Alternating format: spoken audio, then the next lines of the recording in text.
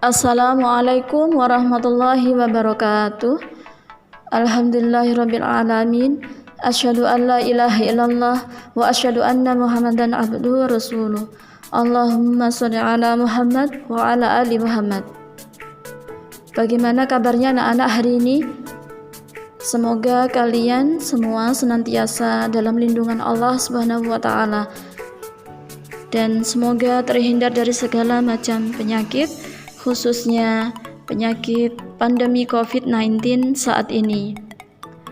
Yang kedua, Ustadzah ucapkan selamat menunaikan ibadah puasa di bulan Ramadan 1441 Hijriah.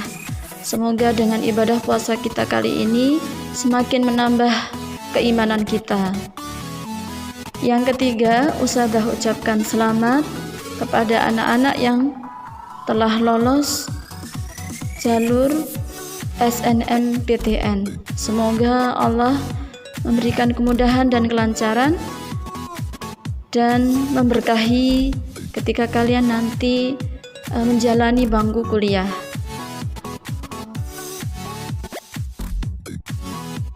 Today I'm going to explain about reading comprehension, how to find the main idea of a passage. Hari ini saya akan membahas tentang reading comprehension, strategi bagaimana mencari ide pokok pada sebuah bacaan. The main idea of a paragraph is the primary point or concept that the author wants to communicate to the readers about the topic. The author can locate the main idea in different places within a passage. The main idea is usually a sentence, and it is usually the first sentence. The author then uses the rest of the paragraph to support the main idea. The next most common placement is in the last sentence of a paragraph. The author gives supporting information first and then makes the point in the last sentence. Jadi sebenarnya ide pokok pada sebuah bacaan adalah poin penting, konsep penting atau pesan penting, pesan utama yang ingin disampaikan atau dikomunikasikan oleh si penulis kepada para pembaca tentang topik tertentu. Terkadang si penulis menyampaikan ide pokok itu di awal atau di akhir sebuah bacaan atau teks. Ini adalah contoh kalimat pertanyaan yang selalu muncul atau setiap tahun selalu keluar di UMPTN ketika zamannya Ustadzah dulu, atau sekarang disebut dengan UTBK, ujian tulis berbasis komputer. Bentuk kalimatnya intinya adalah sama tentang ide pokok, tapi bentuk kalimatnya berbeda. Ada 5 contoh yang intinya sama, yaitu tentang ide pokok. Bentuk kalimatnya adalah nomor 1, what is the topic of the passage? Nomor 2, what is the main idea of the passage? Number 3, what is the subject of the passage? Number 4, what is the writer or author primarily concerned with? Number 5, which of the following will be the best title of the passage? There are 4 steps to find the main idea. Ada 4 cara untuk mengetahui atau menemukan ide pokok pada sebuah bacaan. Number 1, identify the topic. Tentukan topiknya. Number 2, summarize the topic in your own words. Setiap bacaan atau paragraf yang kalian baca, coba simpulkan topik apa dalam bahasamu sendiri. Number 3, check the first and last sentences. Perhatikan pada awal dan kalimat akhir pada sebuah bacaan. Number 4, look for repetition of ideas or keywords. Temukan atau cari pengulangan kalimat atau kata pada sebuah bacaan. Itu disebut dengan kata kunci atau keywords. Ini adalah contoh teks bacaan pada soal UTBK. Ada 7 paragraf.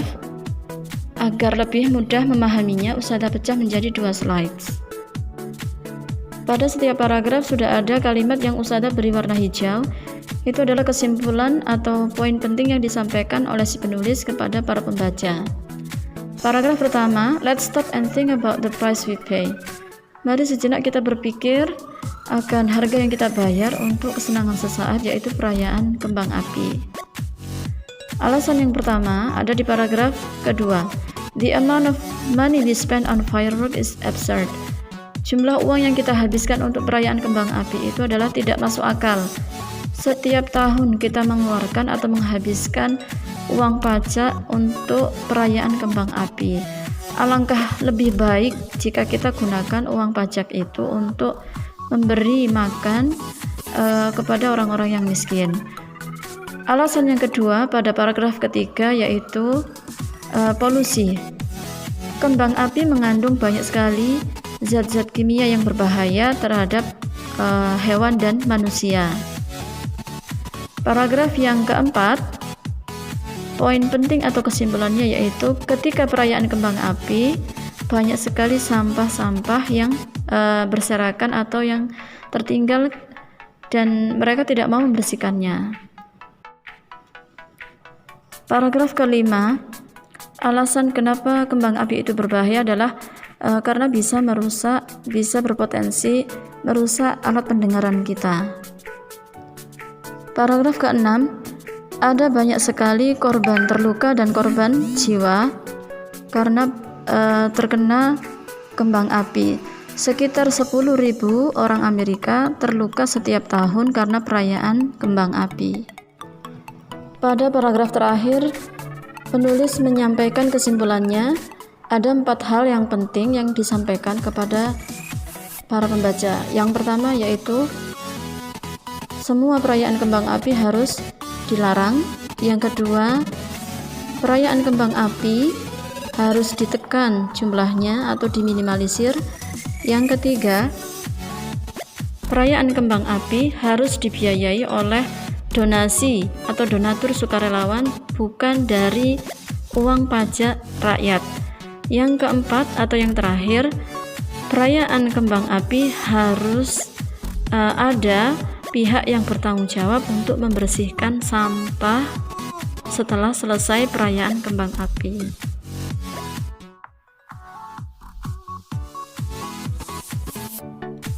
Pertanyaan nomor 1, apakah ide pokok dari bacaan di atas? Pilihan yang A, fireworks are the leading causes of injuries and deaths of American teenagers, ada di paragraf ke-6. Tapi fireworks bukan termasuk leading causes, dan kematian warga Amerika juga bukan teenagers, tapi mayoritas adalah dari usia anak-anak atau children. Yang B, spending money on fireworks, menghabiskan uang atau mengeluarkan uang untuk kembang api adalah hal yang sia-sia karena menghabiskan uang atau menghabiskan biaya yang tidak masuk akal. Ada di paragraf kedua, kata unreasonable adalah sinonim dari kata absurd. Yang C, kembang api fireworks are costly. Kembang api itu mahal, membutuhkan banyak biaya, menghabiskan banyak biaya. Oleh karena itu, sebaiknya dilarang, should be banned, dihapus, or restricted atau dilarang. Ada di paragraf terakhir, paragraf ke-7. Yang D, many Americans, banyak warga Amerika, are injured and killed in fireworks incidents, ada di paragraf ke-6. Banyak warga Amerika yang terluka, tapi bukan meninggal. Ya. Yang E, fireworks only offer a few minutes of excitement, betul, ada di paragraf pertama. Di antara semua pilihan jawaban A, B, C, D, dan E, manakah yang termasuk ide pokok atau gagasan utama dari seluruh bacaan tersebut? Kalau yang A dan B itu termasuk A, B, D, dan E itu adalah supporting sentences. Ya. Jadi A, B, D, dan E adalah supporting sentences atau kalimat pendukung atau kalimat yang menjelaskan tentang ide pokok. Ya, yang C adalah ide pokok atau pesan utama atau gagasan utama dari seluruh isi teks bacaan tersebut. Jadi jawabannya yang benar adalah yang C.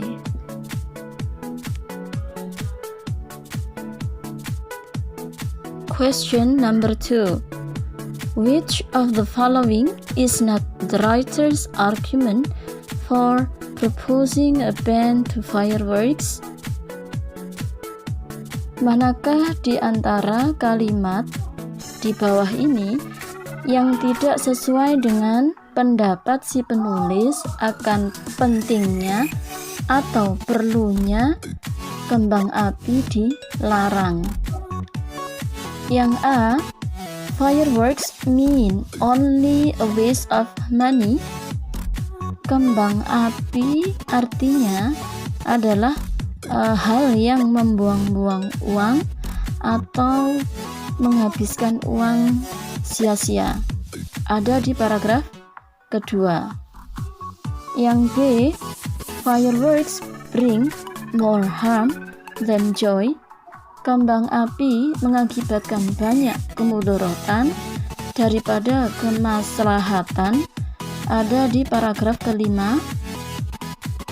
Betul ya, menurut penulis, fireworks bring more harm than joy.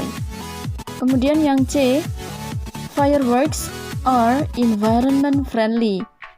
Apakah benar bahwa kembang api ramah lingkungan? Apakah ada atau sesuai dengan pendapat si penulis tentang perlunya melarang kembang api? Yang D, fireworks are costly. Kembang api itu mahal atau mempunyai banyak konsekuensi.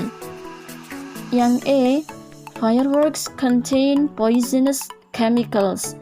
Kembang api memiliki atau mengandung banyak zat kimia berbahaya.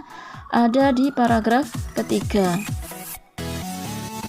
Dari pilihan A, B, C, dan E yang tidak sesuai dengan pendapat si penulis bahwa perlunya pemerintah melarang adanya kembang api, ya, yang tidak sesuai adalah yang C, kembang api ramah lingkungan, ya.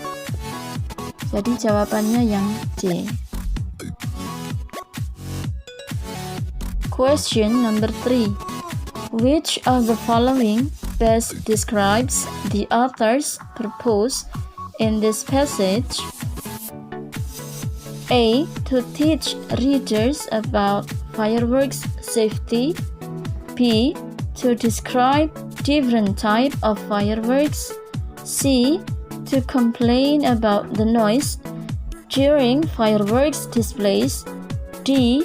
To express an opinion about the worth of fireworks. E.